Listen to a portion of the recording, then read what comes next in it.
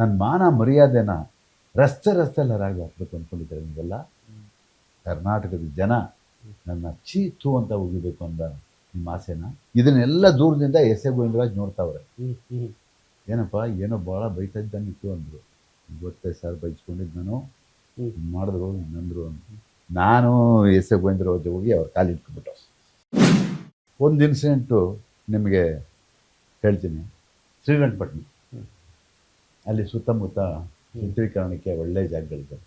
ಬಲಮುರಿ ಕ್ಷೇತ್ರ ಅವೆಲ್ಲ ಇದ್ದಾವೆ. ಅದರಲ್ಲಿ ಚಿತ್ರೀಕರಣ ಅಲ್ಲಿ ನಡೀತಾ ಇತ್ತು. ಚಲಿಸುವ ಮೋಡಗಳು ಯಾವ್ದು ಹೇಳಿ? ಚಲಿಸುವ ಮೋಡಗಳು ಚಿತ್ರೀಕರಣ. ಅದರಲ್ಲಿ ಒಂದು ಸಾಂಗ್ ಬರುತ್ತೆ, ಅದರಲ್ಲಿ ಒಂದು ಲೈನ್ ಬರುತ್ತೆ, ಜೇನಿನ ಹೊಳೆಯೋ ಹಾಲಿನ ಮಳೆಯೋ ನೋಡಿ ಬರ್ತಾ ಅದೇ ಸವಿ ನುಡಿಯೋ ಅಂತ ಹೇಳ್ಬಿಟ್ಟು ಆ ಚಿತ್ರೀಕರಣ ಅಲ್ಲಿ ಬಲಮುರಿ ಕ್ಷೇತ್ರದಲ್ಲಿ ಮಾಡಿದ್ರು. ಎಲ್ಲ ಇದಾಗಿತ್ತು, ಬೇರೆ ಬೇರೆ ಎಲ್ಲ ನಡೀತಾ ಇತ್ತು. ನಾವು ಆ ಚಿತ್ರೀಕರಣ ನನಗೆ ಎಸ್ ಎ ಗೋವಿಂದರಾಜ್ ಅವ್ರ ಅಳಿಯ, ಆಮೇಲೆ ನಮ್ಮ ಎಮ್ ಎಸ್ ರಾಜಶೇಖರ್, ಈ 3 ಜನ ನಮಗೊಂದು ಆಸೆ ಏನು ಅಂದರೆ ಎಲ್ಲ ಚಿತ್ರೀಕರಣ ಮಾಡಿದ್ವಿ, ಈ ಲೈನ್ಗೆ ಏನಾದರೂ ಹೊಸ ರೂಪದಲ್ಲಿ ಹೊಸ ತಿರುವನ್ನ ಈ ಲೈನ್ಗೆ ನಾವು ಹಿಂಗಾದ್ರೂ ಮಾಡಿ ಇದು ಮಾಡಬೇಕಲ್ಲ ಅಂತ ಹೇಳಿದಾಗ, ಅದಕ್ಕೆ ನಮಗೆ ಚಿತ್ರದಲ್ಲಿ ಯಾರು ಆರ್ಟ್ ಡೈರೆಕ್ಟರ್ ಇರ್ತಾರಲ್ಲ ಅವರೇ ಇದೆಲ್ಲ ಇದು ಮಾಡೋದು. ಅವ್ರಿಗೆ ಹೋಗಿ ಪೆಕೆಟಿ ರಂಗ ಅಂತ ಹೇಳಿ, ಪೆಕೆಟಿ ಶಿವರಾಮ್ ದಾರಿದಪ್ಪದ ಮಗ ಮಾಡಿದ್ರಲ್ಲ ಡೈರೆಕ್ಟ್ರು, ಅವ್ರ ಮಗ ಪೆಕೆಟಿ ಶಿವರಾಮ್ ರಂಗ ಅಂತ ಹೇಳ್ಬಿಟ್ಟು, ಅವನಿಗೆ ನಾವು ಎಲ್ಲ ನಮ್ಮ ಸಮಕಾಲೀನ ಹೋಗಿ ರಂಗ ಇದಕ್ಕೆ ಏನಾದರೂ ಐಡಿಯಾ ಮಾಡೋ ಈ ಸಾಲಿಗೆ ಅಂತ ಹೇಳಿದಾಗ, ಅವನು ರಾತ್ರಿ ಎಲ್ಲ ಯೋಚನೆ ಮಾಡಿ, ಬೆಳಿಗ್ಗೆ ಹೇಳ್ತೀನಿ ನಾನು ಅಂತ ಎಲ್ಲ ರಾತ್ರಿ ಎಲ್ಲ ಕೂತ್ಕೊಂಡು ಯೋಚನೆ ಮಾಡಿದ್ದಾನೆ. ಜೇನಿನ ಹೊಳೆಯೋ ಹಾಲಿನ ಮಳೆಯೋ ಸುರಿಯೋ ಕಣ್ಣು. ಅವಾಗ ಅವ್ನು ಹೇಳ್ದ, ಒಂದು ದೊಡ್ಡ ಗ್ಲಾಸ್ ಗಾಜಿನ ದೊಡ್ಡದು, ಅದರಲ್ಲಿ ಕರ್ನಾಟಕ ಮಾತ್ರ ಮ್ಯಾಪ್ ಮಾತ್ರ ಬರ್ತೀನಿ, ಇನ್ನೇನು ಬರ್ಸ್ಬೇಕು, ಅದರಲ್ಲಿ ಕರ್ನಾಟಕ ಮಾತ್ರ ಬರ್ಸ್ಬೇಕು, ಇನ್ನೇನು ಬರ್ಸ್ಬೇಡಿ, ದೊಡ್ಡದಾಗಿ ಬರ್ಸ್ತೀವಿ. ನಾವು ಅದನ್ನು ತೊಗೊಂಡೋಗಿ ಬರ್ಸಿ ಮಾರ್ಕೆಟ್ಗೆ ಹೋಗಿ ತಂದು ಅದನ್ನು ಅಲ್ಲಿಟ್ಟು, ಎಲ್ಲಿ ಬಲಮುರಿ ಕ್ಷೇತ್ರದಲ್ಲಿ ಆ ದೇವಸ್ಥಾನ ಇದೆ, ಅದರ ಪಕ್ಕದಲ್ಲಿ ಬೇಲಿ ಎಲ್ಲ ಇದೆ. ಅದನ್ನು ನಾನು ಸುಮ್ಮನೆ ಹಿಂಗೆ ಇಡೋಕ್ಕಾಗಲ್ಲ, ಬೇಲಿಗೆ ಒರಗಿಸ್ಬಿಟ್ಟು ಇಟ್ಟಿದ್ದು. ಯಾವಾಗ ಈ ಶಾರ್ಟ್ ಆಗುತ್ತೋ ಆವಾಗ ತಂದಿಡೋಣ ಅಂತ. ಇದು ಡೈರೆಕ್ಟ್ರಿಗೂ ಗೊತ್ತಾಯಿತು, ಅವರು ಹೇಳಿದ್ರು ಆಯಿತು ತೆಗಿಯೋಣ ಅಂತ. ಎಲ್ಲ ಆಯಿತು, ಅಲ್ಲಿ ಇಟ್ಟಿದ್ದೀವಿ. ನಡ್ಕೊಂಡು ಬರ್ತಾಯಿದ್ರು ಅವರು. ಮಧ್ಯಾಹ್ನ ಊಟ ಆಗಿತ್ತು 1 ಗಂಟೆ. ಅವರಿಗೆ ಈ ಹಸಿರು ಗದ್ದೆ ಹೊಲ ಇವೆಲ್ಲ ಕಂಡ್ರೆ ಭಾಳ ಇಷ್ಟ. ಊಟ ಆದಮೇಲೆ ಸುಮ್ಮನೆ ಒಂದು ಸಣ್ಣ ವಾಕಿಂಗ್ ಮಾಡ್ತಾರೆ. ವಾಕಿಂಗ್ ಮಾಡುವಾಗ ಬರ್ತಾಯಿದ್ರು, ಜೊತೆಲಿ ಯಾರಾದರೂ ಒಬ್ರು ಇರಬೇಕು, ಮಾತಾಡ್ಕೊಂಡು ಹೋಗ್ತೀನಿ. ಅದೇ ಎದುರುಗಡೆ ನಾನೇ ಸಿಕ್ಬಿಟ್ಟೆ ಅವ್ರಿಗೆ. ಬನ್ನಿ ಹೋಗೋಣ, ಹಿಂಗೆ ಒಂದಷ್ಟು ದೂರ ಹೋಗ್ಬಿಟ್ಟು ಬರೋಣ. ಸರಿನಾ ಅಂತ ಬರ್ತಾಯಿದ್ದೀವಿ. ಲೆಫ್ಟಲ್ಲಿ ಹಿಂಗೆ ತಿರುಗಿ ನೋಡಿದ್ರು, ಏನಿದು ಇಷ್ಟೊಂದು ದೊಡ್ಡ ಗ್ಲಾಸ್ ಇದೆಯಲ್ಲ, ನಮ್ದಾ? ನನಗೆ ಅವಕಾಶ ಸಿಕ್ಬಿಡ್ತಲ್ಲ, ಬೆಂತೊಡಿಸ್ಕೊಂಬಿಡೋಣ ಅಂತ ಹೇಳ್ಬಿಟ್ಟು ನಾನು, ಹೌದಣ್ಣ ನಮ್ಮ ಶೂಟಿಂಗ್ಗೆ ತಂದಿರೋದು. ಹೌದಾ, ಯಾಕೆ, ಏನು ಕರ್ನಾಟಕ ಮ್ಯಾಪ್ ಬೇರೆ ಇದೆ ಇದರಲ್ಲಿ? ಹೌದಣ್ಣ, ಈ ಲೈನ್ಗೆ ನೀವು ಆ ಮ್ಯಾಪ್ ಗ್ಲಾಸ್ ನಿಲ್ಲಿಸ್ತಾರೆ, ಅದ್ರ ಹಿಂದೆ ಆ ಮ್ಯಾಪಲ್ಲಿ ನೀವು ಹಾಡ್ಕೊಂಡು ಬರ್ತೀರಾ ಜೇನಿನ ಹೊಳೆ. ನೋಡಿದ್ರು ಒಂದ್ಸರಿ, ಅವ್ರು ನೋಡೋ ಸ್ಟೈಲಲ್ಲೇ ನನಗೆ ಅರ್ಥ ಹೋಯ್ತು, ಓಹೋ ಏನೋ ಇದೆ ಅಂತ. ನೋಡ್ಬಿಟ್ಟು, ಏನ್ರಿ ಒಂದು ದಿವಸ ಲೇಖೋಚಿಂದ ಮಾತಾಡ್ತಿರಲ್ಲ ನಮ್ಮನ್ನು ಹೇಳಿ, ಒಂದು ದಿನ ಹೋಗು ಬಾ ಅಂತ ಮಾತಾಡ್ತಾರೆ, ಹೋಗಿ ಬನ್ನಿ ಅಂತ ಮಾತಾಡ್ತಾರೆ. ನಾವೆಂಥ ಪುಣ್ಯವಂತ.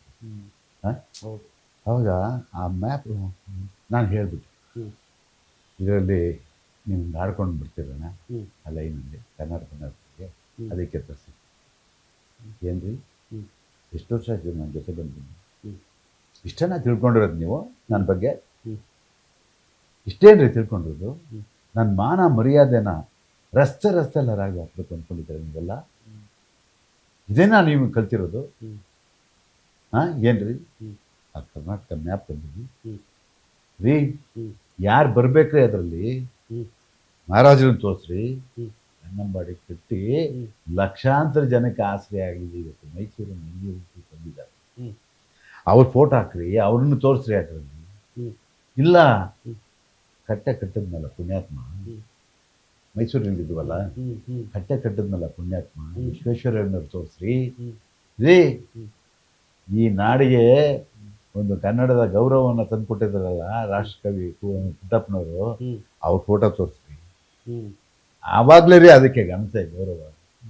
ಯಕ್ಕಶ್ಚಿತ್ತು ರಾಜ್ಕುಮಾರ್ನ ತೋರಿಸ್ಬಿಟ್ಟು ಹ್ಮ್. ಕರ್ನಾಟಕದ ಜನ ನನ್ನ ಚೀತು ಅಂತ ಉಗಿಬೇಕು ಅಂದ ನಿಮ್ಮ ಆಸೆನಾ?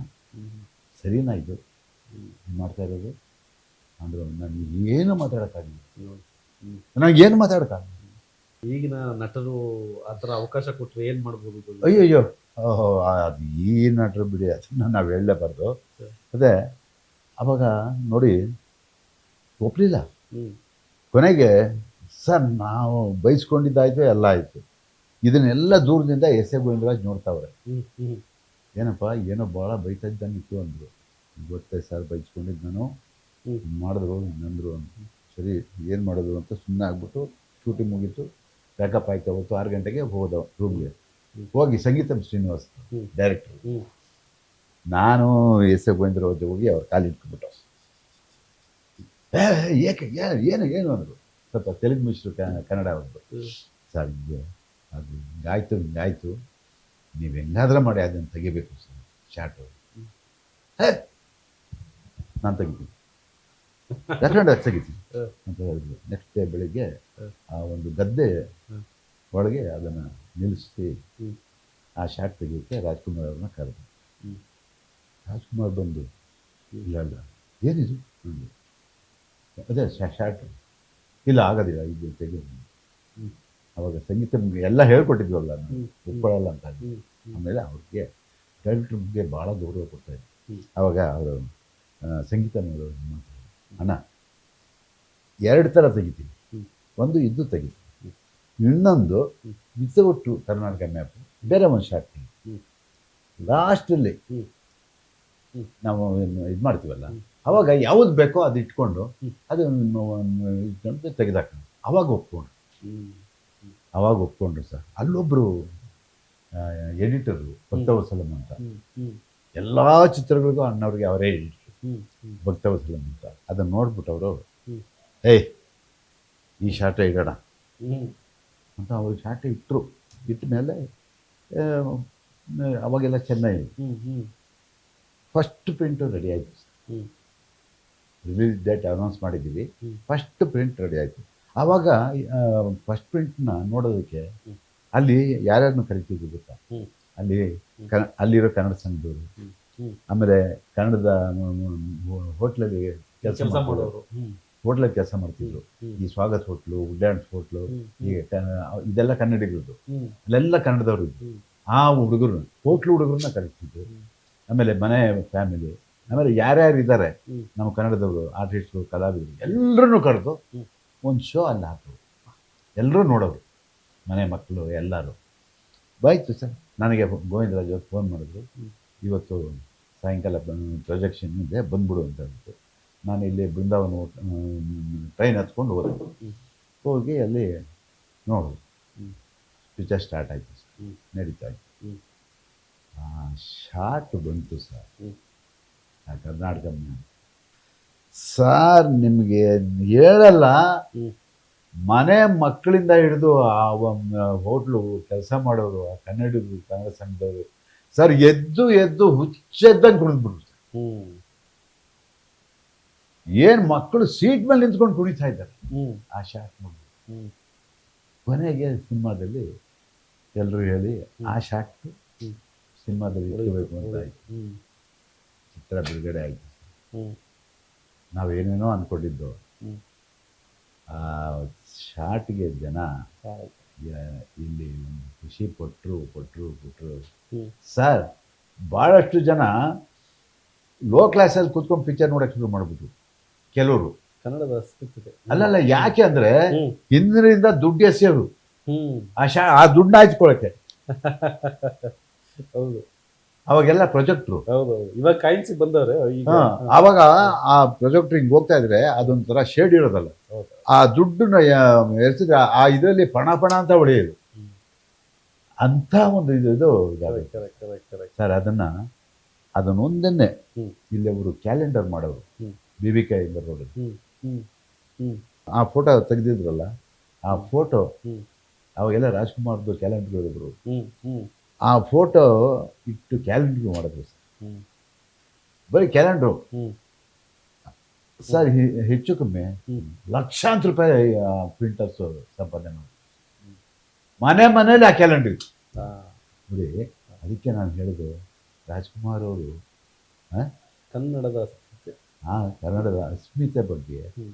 ಅದನ್ನ ಆ ಮ್ಯಾಪಲ್ಲಿ ಯಾರು ಬರಬೇಕು ಅಂದ್ರಲ್ಲ, ಇಷ್ಟು ಸಾಲದ ನಮ್ಮ ಜೀವನ ಶೈಲಿ ಬದಲಾವಣೆ ಮಾಡ್ಕೊಳ್ಳಿ. ಹೌದು ಹೌದು ಖಂಡಿತವಾಗಿ ಹಾಂ ಹೌದು